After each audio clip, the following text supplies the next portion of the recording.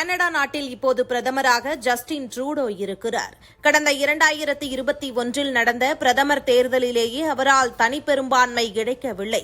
கூட்டணி ஆதரவுடனேயே ஆட்சியை அமைத்தார். இந்த சூழலில் கனடாவில் காலிஸ்தான் பயங்கரவாதி ஹர்தீப் சிங் நிஜார் கொலை தொடர்பாக இந்தியா மீது கனடா பிரதமர் ஜஸ்டின் ட்ரூடோ குற்றச்சாட்டை முன்வைத்தார்.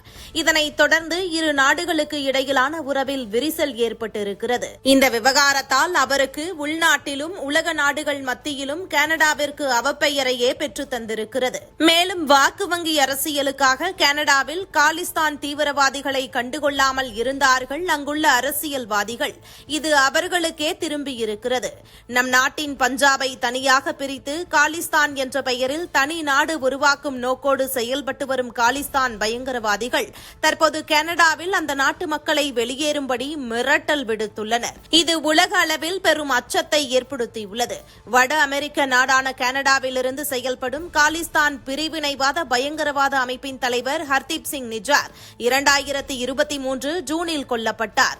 இந்த விவகாரத்தில் இந்தியாவுக்கு தொடர்பிருப்பதாக அந்த நாட்டின் பிரதமர் ஜஸ்டின் ட்ரூடோ குற்றம் சாட்டினார். இதனையடுத்து இருதரப்பு உறவில் பெரும் பாதிப்பு ஏற்பட்டது. அதுவரை இந்தியாவுக்கு எதிரான செயல்பாடுகளில் அடக்கி வாசித்து வந்த காலிஸ்தான் பயங்கரவாதிகள் வெளிப்படையாகவே செயல்பட துவங்கினர். அந்த நாட்டில் உள்ள இந்திய தூதரகம் மீது தாக்குதல், இந்தியர்கள் பங்கேற்கும் கூட்டங்களில் வன்முறை போன்றவற்றில் ஈடுபட்டு வருகின்றனர். இந்தியாவில் காலிஸ்தான் பிரிவினைவாத அமைப்பு ஒடுக்கப்பட்டதைத் தொடர்ந்து கனடா மற்றும் அமெரிக்காவிலிருந்து அதன் ஆதரவாளர்கள் செயல்பட்டு வருகின்றனர். ஆனால் ஓட்டு அரசியலுக்காக இந்த பிரச்சினையில் பெரிய நடவடிக்கை எடுக்காமல் காலிஸ்தான் அமைப்புகளுக்கு ஆதரவாக ஜஸ்டின் ட்ரூடோ செயல்படுவதாக மத்திய அரசு தொடர்ந்து கூறி வருகிறது. இந்நிலையில் கனடாவின் சுரே நகரில் காலிஸ்தான் ஆதரவாளர்கள் நகர சங்கீர்த்தனம் நிகழ்ச்சியில் பங்கேற்றனர். அப்போது இது எங்களுடைய நாடு, இங்குள்ள வெள்ளையர்கள் பிரிட்டன் உள்ளிட்ட ஐரோப்பிய நாடுகளுக்கு செல்லுங்கள் என கோஷமிட்டனர்.